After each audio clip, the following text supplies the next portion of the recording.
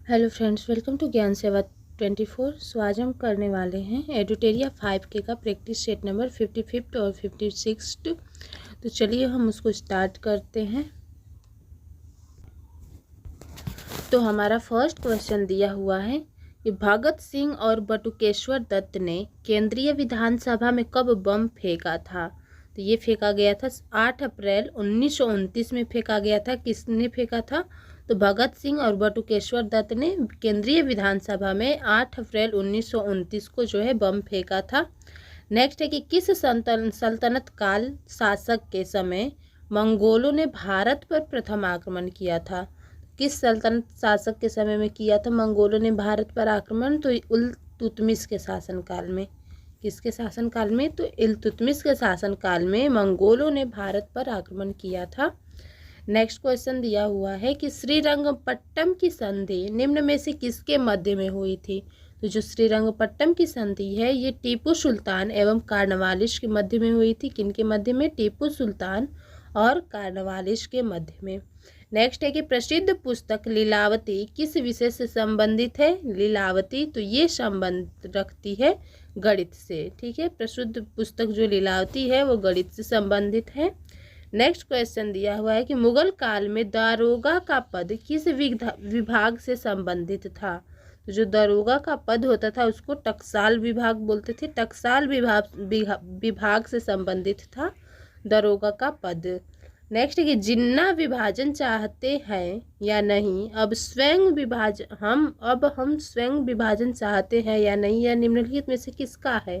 तो ये जो कथन है वल्लभ भाई पटेल का है। उन्होंने बोले थे कि जिन्ना विभाजन चाहते हैं या नहीं, अब हम स्वयं विभाजन चाहते हैं। ये कथन है वल्लभ भाई पटेल का।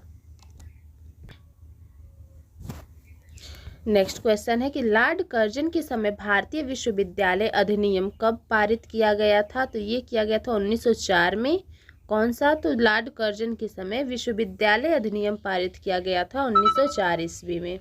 नेक्स्ट है कि वर्ष 1934 में कांग्रेस समाजवादी दल का प्रथम अधिवेशन निम्नलिखित में से किस शहर में हुआ था। तो ये जो है अधिवेशन किया गया था पटना में। कौन सा? तो 1834 में कांग्रेस समाजवादी दल का प्रथम अधिवेशन हुआ था पटना में हुआ था। प्रथम अधिवेशन जो है कांग्रेस समाजवादी दल का हुआ था पटना में। नेक्स्ट है कि लॉर्ड डलहौजी ने व्यापकगत सिद्धांत के अंतर्गत किस भारतीय रियासतों को कितने भागों में बांटा था। तो ये बांटा गया है 3 भागों में। किनके द्वारा? तो डलहौजी ने व्यापकगत सिद्धांत के अंतर्गत भारतीय रियासतों को 3 भागों में बांटा है। एंड नेक्स्ट दिया हुआ है कि अस्थाई बंदोबस्त पद्धति को किस गवर्नर जनरल के शासनकाल में लागू किया गया था। तो अस्थाई बंदोबस्त को लॉर्ड कॉर्नवालिस के समय में जो है लागू किया गया है, लॉर्ड कॉर्नवालिस के समय में। नेक्स्ट क्वेश्चन दिया हुआ है कि सोम प्रकाश नामक समाचार पत्र किसने शुरू किया है। सोम प्रकाश नामक समाचार पत्र तो ये किया गया है ईश्वर चंद्र विद्यासागर के द्वारा। सोम प्रकाश नामक समाचार पत्र जो है शुरू किया गया। नेक्स्ट है प्रसिद्ध पुस्तक जीवन की उत्पत्ति किसके द्वारा लिखा गया है। जीवन की उत्पत्ति पुस्तक तो ये लिखा गया है ओपेरिन के द्वारा। किसके द्वारा? तो ओपेरिन के द्वारा लिखा गया है जीवन की उत्पत्ति पुस्तक। नेक्स्ट है कि 1 नवंबर 1858 को महारानी विक्टोरिया का घोषणा पत्र इलाहाबाद में किसने पढ़ करके सुनाया था। ये सुनाया गया था लॉर्ड कैनिंग के द्वारा। कहाँ? किसका घोषणा पत्र? तो महारानी विक्टोरिया का घोषणा पत्र 1 नवंबर 1858 को लॉर्ड कैनिंग के द्वारा इलाहाबाद में पढ़ करके सुनाया गया था। नेक्स्ट क्वेश्चन है कि अंतिम मराठा पेशवा कौन था। तो अंतिम मराठा पेशवा जो है बाजीराव द्वितीय थे, अंतिम मराठा पेशवा। नेक्स्ट संपूर्ण भारत में जनगणना का कार्य कब से शुरू किया गया है। तो ये किया गया 1881 से शुरू हुआ है संपूर्ण भारत में जनगणना का कार्य। नेक्स्ट क्वेश्चन है कि शिमला का संत किस नाम से जाना जाता था। शिमला का संत तो ये नाम से जाने जाते हैं A.O. ह्यूम। A.O. ह्यूम नाम से शिमला का संत को जाना जाता था।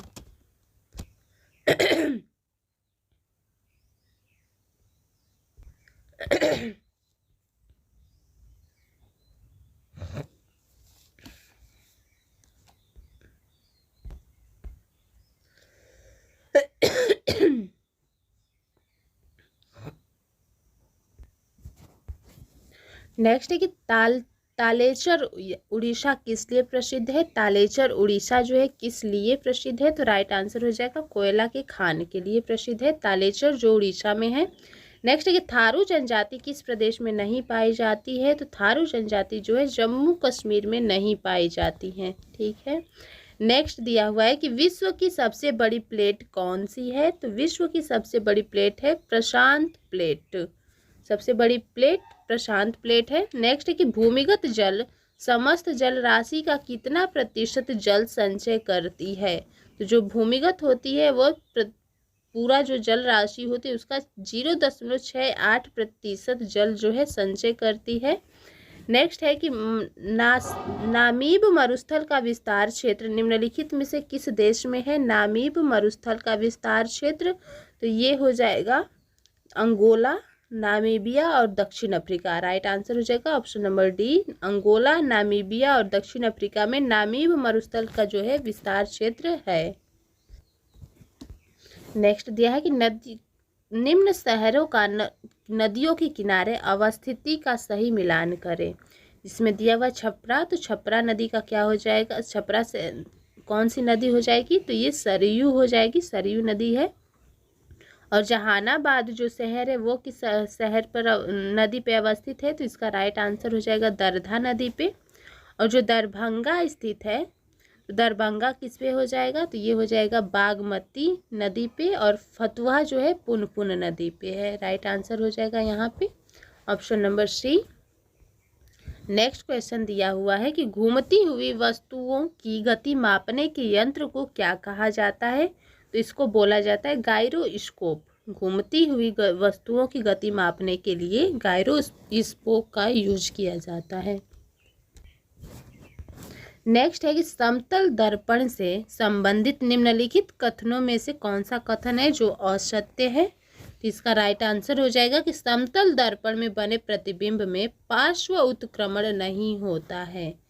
समतल दर्पण में बने प्रतिबिंब में पार्श्व उत्क्रमण नहीं होता है, ये इसका राइट आंसर हो जाएगा। नेक्स्ट क्वेश्चन है कि तेल जल की सतह पृष्ठ पर फैल जाता है, इसका मुख्य कारण क्या होता है, तो राइट आंसर हो जाएगा कि तेल का पृष्ठ तनाव जो होता है पानी से कम होता है। तेल का पृष्ठ तनाव पानी से कम होता है, इसलिए जो है तेल जल की सतह पर फैल जाता है। नेक्स्ट दिया है कि सुमेलित कीजिए। ठीक है, तो इसका दिया हुआ है जूल, तो जूल का क्या हो जाएगा, जूल का हो जाएगा आपका कार्य। ठीक है, एम्पियर का क्या हो जाएगा, तो एम्पियर का विद्युत धारा हो जाएगा। वाट का क्या हो जाएगा, तो समर्थ शक्ति हो जाएगा। और वोल्ट का क्या हो जाएगा, तो विभवांतर हो जाएगा। ये हो जाएगा इसका right answer option number C. Next question देख लेते हैं। दिया हुआ है कि किस बल के कारण दूध को मथने के पश्चात क्रीम दूध से पृथक हो जाता है, तो ये अपकेंद्रीय बल के कारण जो होता है दूध को मथने के पश्चात दूध पृथक हो जाता है क्रीम से। नेक्स्ट है कि ध्वनि तरंग में निम्नलिखित में से किस माध्यम में नहीं चल सकेगी ध्वनि तरंग, तो ये निर्वात में नहीं चल सकती है ध्वनि तरंगे। नेक्स्ट है कि बिजली चमकने यानी कि तड़ित से जंगलों में आग लग जाती है क्योंकि इसमें अत्यधिक मात्रा में होती है, तो क्या होता है, तो विद्युत ऊर्जा होता है जिसकी वजह से जो है जंगलों में आग लग जाती है। नेक्स्ट है कि किसने लेजर का आविष्कार किया था, तो लेजर का आविष्कार किया गया था थियोडोर मेनन के द्वारा। थियोडोर मेनन के द्वारा किया गया था। नेक्स्ट क्वेश्चन है कि अल्फा किरणों के लिए निम्नलिखित कथन में कौन सा कथन है जो सत्य नहीं है, तो इसका राइट आंसर हो जाएगा ये फोटोग्राफिक प्लेट पर कोई प्रभाव नहीं डालती है। ये जो है अल्फा किरणों के लिए जो है ये कथन सत्य नहीं है। नेक्स्ट क्वेश्चन है कि परमाणु भार के अनुसार तत्वों का सही क्रम को चिन्हित करें, जिसमें दिया हुआ है हो जाएगा एल्युमिनियम, लोहा, तांबा, फिर चांदी। ये जो है बढ़ते क्रम में हो जाएगा परमाणु भार के अनुसार तत्वों का सही क्रम। नेक्स्ट क्वेश्चन है कि कच्चे आम में कौन सा अम्ल पाया जाता है, तो कच्चे आम्ल में जो है टार्टरिक अम्ल पाया जाता है कच्चे आम में। नेक्स्ट है कि ब्लीचिंग पाउडर में कौन सा रासायनिक यौगिक होता है, तो ब्लीचिंग पाउडर में हो जाएगा कैल्शियम ऑक्सीक्लोराइड। कैल्शियम ऑक्सीक्लोराइड हो जाएगा ब्लीचिंग पाउडर में। नेक्स्ट है कि कौन सा बहुलक बुलेट प्रूफ वस्त्र बनाने में उपयोग किया जाता है। कौन सा बहुलक है जो बुलेट प्रूफ वस्त्र बनाने में उपयोग किया जाता है, तो राइट आंसर हो जाएगा पॉलीएमाइड। पॉलीएमाइड जो है बुलेट प्रूफ वस्त्र बनाने में प्रयोग किया जाता है। नेक्स्ट क्वेश्चन है कि सूखी सेल में निम्नलिखित में से कौन सी ऊर्जा पाई जाती है। सूखी सेल में तो रासायनिक ऊर्जा पाई जाती है सूखी सेल में। एंड नेक्स्ट है कि गन मेटल में कौन सा अवयव रहता है। गन मेटल में तो होता है तांबा, जस्ता एवं टीन। गन मेटल में जो है तांबा, जस्ता एवं टीन उपस्थित रहता है। नेक्स्ट क्वेश्चन दिया हुआ है कि भारतीय इस्पात प्राधिकरण लिमिटेड का उदाहरण है, तो भारतीय इस्पात प्राधिकरण लिमिटेड का उदाहरण हो जाएगा सार्वजनिक क्षेत्रक उद्योग में। इसका जो है एक उदाहरण होता है सार्वजनिक क्षेत्रक उद्योग का एक उदाहरण है क्या, तो भारतीय इस्पात प्राधिकरण लिमिटेड। नेक्स्ट कि जवाहर नवोदय विद्यालय की स्थापना की सिफारिश का आधार था, तो क्या आधार था, तो राष्ट्रीय शिक्षा नीति 1986 जो है जवाहर नवोदय विद्यालय की स्थापना का सिफारिश का आधार था। नेक्स्ट है कि जुगनू एक प्रकार का क्या होता है, तो जुगनू एक प्रकार का कीट होता है। नेक्स्ट है कि एपीफाइट यानी अधिपादप वे पौधे हैं जो अन्य पौधों पर निर्भर रहते हैं, तो किस प्रकार के, यांत्रिक अवलंबन के लिए ये निर्भर रहते हैं। कौन, एपीफाइट्स वे पौधे हैं जो अन्य पौधों पर यांत्रिक अवलंबन के लिए निर्भर रहते हैं। नेक्स्ट क्वेश्चन है कि मनुष्य के शरीर की दूसरी सबसे बड़ी ग्रंथि निम्नलिखित में से कौन सी होती है, तो जो सबसे दूसरी बड़ी ग्रंथि होती है मनुष्य की, तो वो हो जाएगा अग्नाशय। ठीक है। नेक्स्ट कि हेपेटाइटिस बी होने का मुख्य कारण है, तो हेपेटाइटिस बी होने का मुख्य कारण हो जाएगा विषाणु। ठीक है, विषाणु जो होता है हेपेटाइटिस बी होने का मुख्य कारण हो जाएगा।